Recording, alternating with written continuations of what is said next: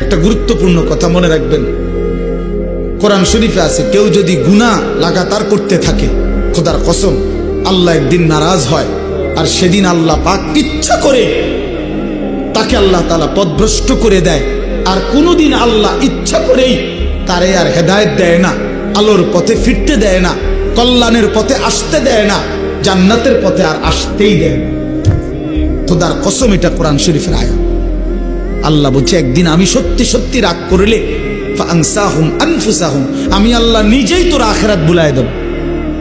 যা ঠিক আছে বান্দা, গরু ছাগল কুকুর বিড়ালের মতো খা, ঘুমা, পেশাব পায়খানা কর, যৌন চাহিদা মনে পূরণ কর, ঠিক আছে বান্দা, খালাস।